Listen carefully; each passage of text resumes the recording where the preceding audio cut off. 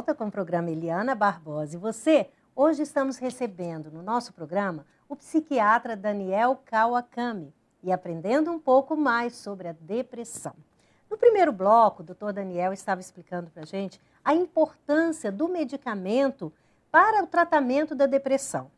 E a gente começou a comentar, né, doutor Daniel, Sim. sobre as pessoas que estão se tratando, tomando remédio, e que de repente, por medo às vezes de viciarem no remédio, de necessitarem desse remédio a vida toda, ou ficarem escutando, sabe, as pessoas à sua volta, elas resolvem por conta própria interromper a medicação.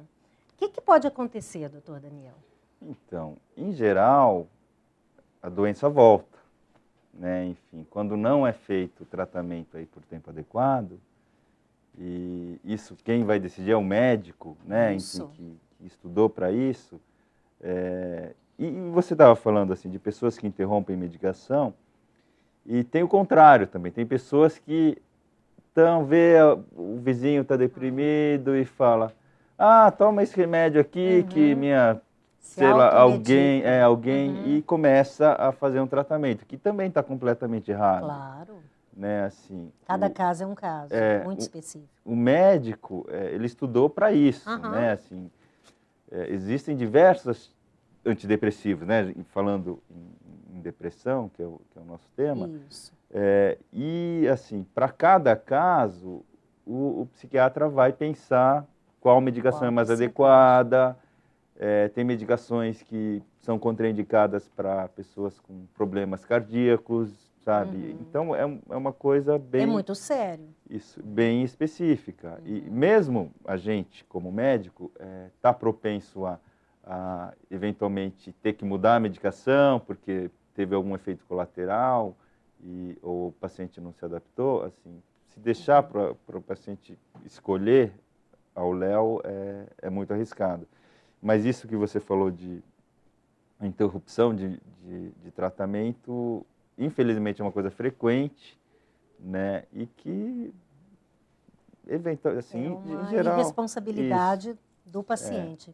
Não é? Assim, eu sempre falo para os pacientes, assim, que, bom, se está com uma doença psiquiátrica, está deprimido, o médico, você só começa a tomar remédio se o médico fala. Isso só para. Assim, isso não é só para a psiquiatria, enfim, para qualquer especialidade. Né? E só para se o médico falar para parar.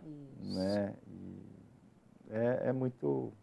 Mas as pessoas precisam tomar essa consciência, porque, como a depressão é uma doença muito triste, a pessoa tem que saber que se ela parar fora da hora, vai voltar e pode, às vezes, voltar pior. Não é? Exatamente. Eu conheço até uma adolescente na minha cidade, Uberaba, que aconteceu isso. Ela não quis tomar os remédios mais, por conta própria parou, e ela tratava de depressão desde pequena, e ela acabou tirando a própria vida. Então, é muito triste isso, e as pessoas precisam ter essa consciência, sabe? Se começarem a perceber, porque acontece muito em criança e adolescente também, não é, doutor? Acontece também. Daniel? Às vezes, assim, os sintomas podem ser um pouco diferentes, assim, sabe? O que seriam os Seria mais uma sintomas? irritabilidade, né? Isolamento também. Isolamento também, sabe? Isso em cada faixa etária tem os suas pequenas diferenças, né? Enfim, no idoso, muitas vezes a depressão ela pode ser mascarada aí com esquecimento, né? O idoso pode até não aparentar estar deprimido, mas ele começar a ter esquecimento e ser confundido com um quadro de demência. Esse é um diagnóstico diferencial que, assim, vai caber ao médico. Isso, né? Várias questões ali da vida, do dia a dia do idoso. Sim. Você falou do suicídio, né? Assim, desse caso. Muitas vezes, com essa banalização desse termo, né, que a gente estava falando no primeiro bloco, depressão tudo é depressão, tudo é depressão. Parece que é uma coisa comum, mas é uma coisa muito grave, como se disse. Assim, em geral, estatisticamente, 2% da população pode vir, a prevalência. Né? Prevalência é o que a gente fala quanto, né, dividindo assim na população, quanto na vida, qual a porcentagem de chance da pessoa vir a ter depressão? Em geral é 2%, 2%. de toda a população. Acomete, em geral, dos 20 aos 40 anos, mas acontece nas outras faixas etárias. 80% dos deprimidos chegam a ter ideia de se matar. Que triste. Né? E até 15% eventualmente morrem, né? 30% tentam suicídio.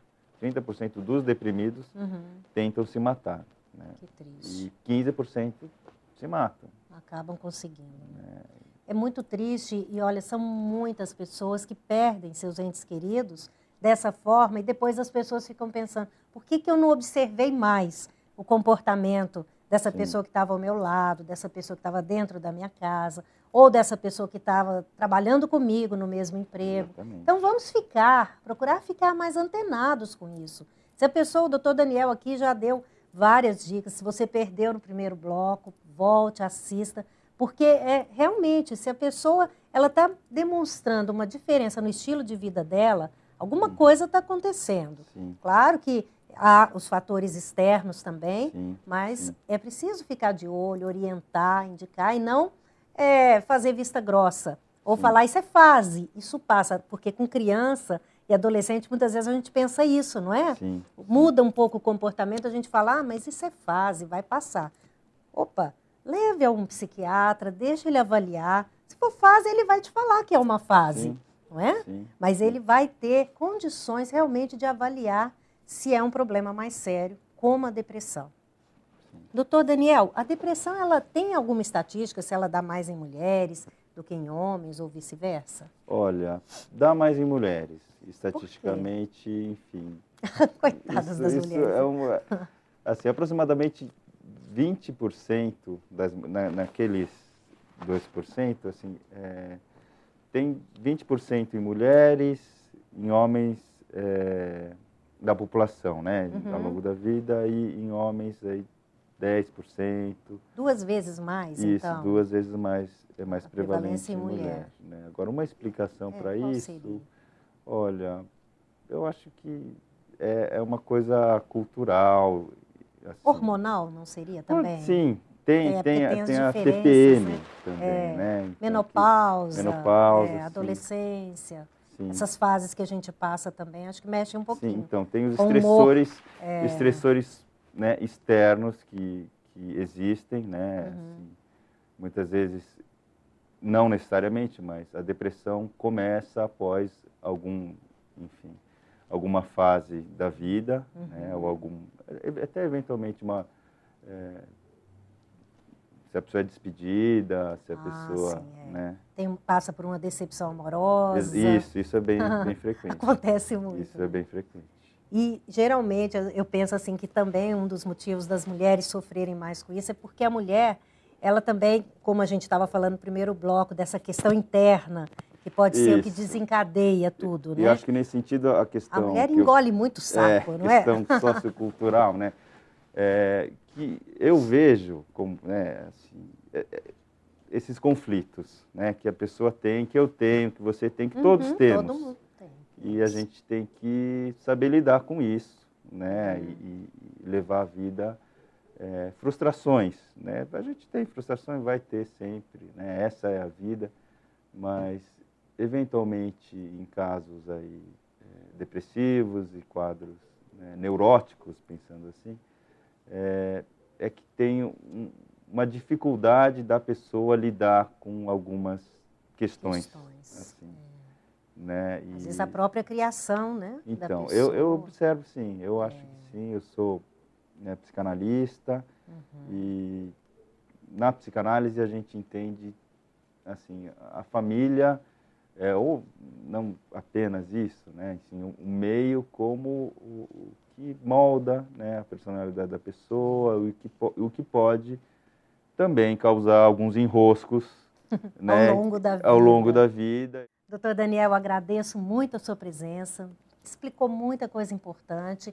Eu falo sempre para os telespectadores, já que o programa fica na internet, volte e assista, mostre para as pessoas que você conhece, porque isso é um toque de despertar na vida das pessoas. Muito obrigada pela sua presença. Eu que agradeço. Obrigada. Olha, eu conversei hoje, então, com o médico psiquiatra, Dr. Daniel Kawakami. E para você se informar mais sobre o trabalho do Dr. Daniel, acesse www.psiquiatriaesaudemental.com ou entre em contato pelo telefone DDD 11 5770 2255. E agora, algumas dicas que podem ajudá-lo a evitar esse mal, a depressão em sua vida. Preste atenção. Pare de cobrar perfeição de si mesmo e dos outros. Evite colocar expectativas nas outras pessoas. Esse é o caminho para as decepções e ressentimentos. Aceite a natureza das pessoas à sua volta e não perca seu tempo e saúde tentando mudá-las. Combata em si mesmo o medo de desagradar a quem quer que seja. Pare de engolir sapos e seja mais verdadeiro com você, dizendo não para os outros quando seu coração pedir, sem se culpar por isso. Cultive um sentimento de espiritualidade, dando um sentido para a sua vida. Amplie sua fé em Deus, em você mesmo e nas pessoas confiáveis à sua volta. Procure realizar algum trabalho voluntário que vai lhe proporcionar mais prazer, senso de utilidade e valorização da própria vida. E fuja do sentimento de autopiedade. Ele é um grande imã para as doenças, como uma forma inconsciente de chamar a atenção daqueles que lhe cercam. Essas são posturas positivas diante da vida, fundamentais para a sua saúde e bem-estar. Pense nisso com carinho. Nós vamos para um rápido intervalo, mas Eliana Barbosa e você volta rapidinho. Fique com a gente.